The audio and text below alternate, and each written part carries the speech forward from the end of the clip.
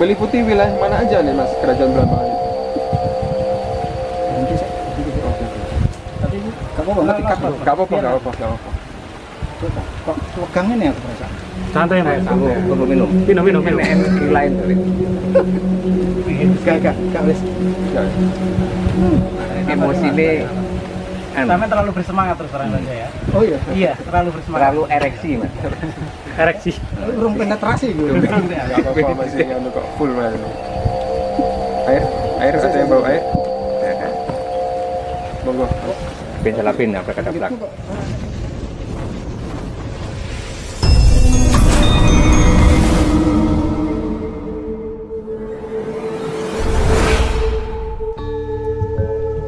Jadi wilayah Blambangan itu begini, Suma Oriental itu ditulis oleh Tom Pires dari Portugal ya, tahun 1513.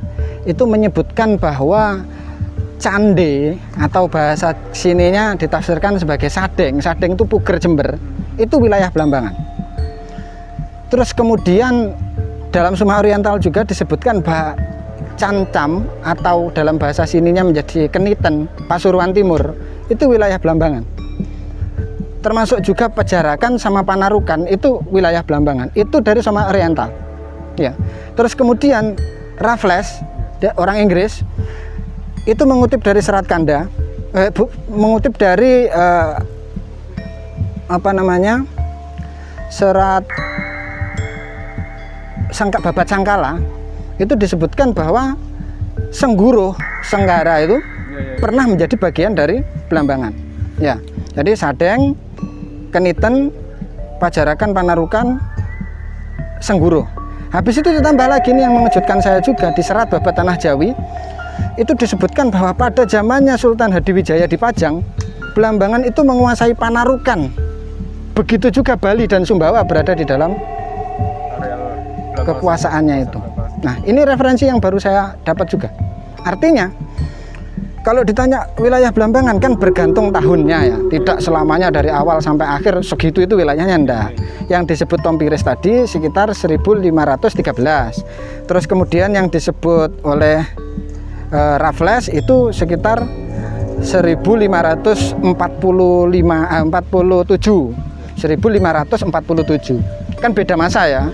Terus yang ketiga yang disebut oleh Ngabei Kertapraja dalam Serat Babat Tanah Jawi atau Babat Tanah Jawa versi Meinsma itu eranya Sultan Hadiwijaya, berarti 1549 sampai 1583. Eranya beda-beda, cuman mirip semua di 1500-an tahunnya, ya kan?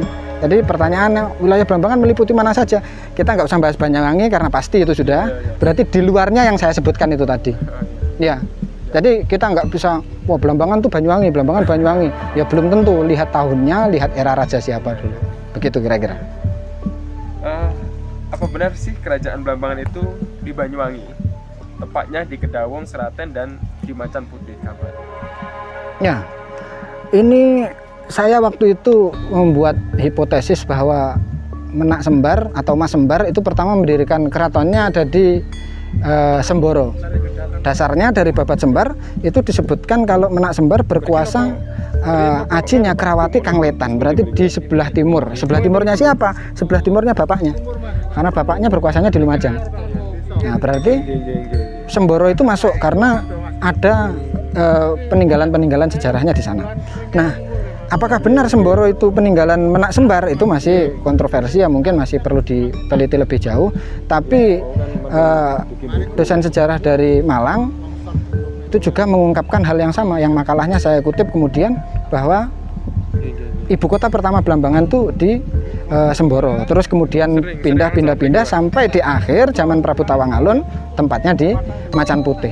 Jadi kalau pertanyaannya apa benar ibu kota pusat kegiatan Blambangan itu ada di Macan Putih? Nah, itu benar, era Tawangalun. Tapi era sebelum itu di luar Banyuwangi. Dan era setelah Tawangalun, Macan Putih itu ditempati 3 raja. Tawangalun, Sasranegara, sama adiknya Sasranegara, Macanpura. Dan di Babat Tawangalun ini berdua memerintah sama Macanegara, 2 orang. Jadi Tawangalun, anaknya, terus adik-adiknya ini. Jadi anaknya Tawangalun itu 3 yang menjadi raja gantian. itu di Macan Putih. Terus kemudian pindah ke Arja Blambangan yang menurut saya ada di wilayah sekitar Umpak Songo sini. Bentar ya. Jadi di masa akhir memang wilayahnya ada di Banyuwangi. Apakah benar ini Mas tatanan kerajaan Blambangan tidak sama dengan tatanan Majapahit dan Mataram? Contoh Raja Blambangan tidak bergelar Prabu atau Dia sering Sultan, anu tapi nggih Pak, bergelar kan Putra. sampean mriki sering angsal sesuatu gitu nggih. Kalau di masa itu kita belum bisa membuktikan tatanannya seperti apa ya. Hanya yang tersisa dari Babat Sembar itu semua Raja Blambangan yang bagian tengah ini semuanya pakai menak. Ya, susunannya pakai menak. Dan adanya jabatan patih itu menunjukkan kalau sama lah.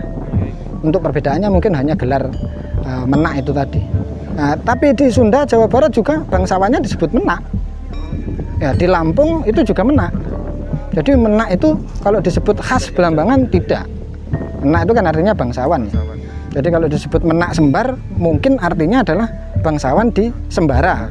Terus menak apa namanya? Menak Gadru atau menak itu kan di Prasada Babadan. Jadi wilayah-wilayah itu menunjukkan kedudukan pemilik nama itu.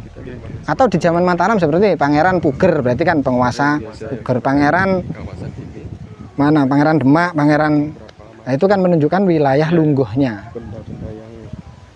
Apakah benar ini Mas kata sejarah Blambangan musuh Majapahit dalam perang Paregreg? Oh, ini berhubungan dengan pertanyaan pertama tadi ya. Iya, iya. Apakah kerajaan Blambangan Musuh pernah melawan Majapahit dalam peristiwa Paregreg? Iya. Awal mula ini adalah pendapat Brandes kalau tidak salah. JLA Brandes itu sejarawan Belanda. Dia berpendapat bahwa Brewirabumi itu sama dengan Menak Jinggo Raja Blambangan dalam dongeng apa namanya Serat Damar Wulan itu, Masih utuh. yang kemudian dipentaskan menjadi kesenian Janger. Ini ada sesuatu yang apa namanya menggebiah uyah semua yang di timur itu menjadi Blambangan. Kedaton Wetan disebut Kedaton Wetan. Ya Kedaton yang paling wetan mana? Blambangan. Akhirnya Kedaton Wetan sama dengan Blambangan. Wirabumi pemimpinnya Brewirabumi adalah penguasa Kedaton Wetan. Oh berarti Wirabumi sama dengan Blambangan. Akhirnya kayak ini apa? Majapahit, Singosari runtuh, berdirilah Majapahit dibagi dua. Raden Wijaya di barat, Arya Wiraraja di timur, jadilah Majang Tigang Juru. Akhirnya ada sebutan wilayah timur. Timur disebut Blambangan lagi. Akhirnya kok semua yang timur jadi Blambangan. Nah, sekarang hebohnya ditemukan situs di Kumitir, Trowulan di Mojokerto. Adalah istana timur miliknya Brewengker. Nah, ternyata timur masih di Mojokerto juga. Nah, bukan Blambangan, bukan Lumajang, bukan. Nah, dari situ akhirnya kan tumpang tindih, semua yang disebut timur dianggap sebagai Blambangan. Padahal tadi saya sebut Majapahit runtuh, Blambangan berdiri. Apa bisa yang sudah meninggal perang melawan yang baru lahir? Dari situ, imajinasinya seperti itu ya. Iya. Apa benar sih Mas Blambangan tempat Prabu Brawijaya menyelamatkan diri saat Majapahit? Ini namun saya temukan juga ada pecahan. Ini peristiwa ini tumpang tindih 3 peristiwa, tapi dianggap dalam cerita rakyat itu menjadi satu peristiwa. Jadi ada 3 peristiwa. Yang pertama adalah peristiwa 1478, yang kedua peristiwa 1498, yang ketiga peristiwa 1527. Jadi 3 peristiwa ini dianggap satu. Ya. Kalau kita membaca cerita Brawijaya itu kan macam-macam. Ada Brawijaya yang lari ke pantai selatan ke Ngobaran Pati Obong. Ada Brawijaya yang naik ke Gunung Lawu. Ada Brawijaya yang nyebrang ke Bali. Nah, 3 macam cerita. Ya memang orangnya kan 3 kemungkinan. Jadi dari 3 kejadian yang berbeda. Yang pertama ada Brawijaya yang dalam Babat Tanah Jawi itu yang dalam Pararaton meninggal di istana 1478. Itu raja ke-10.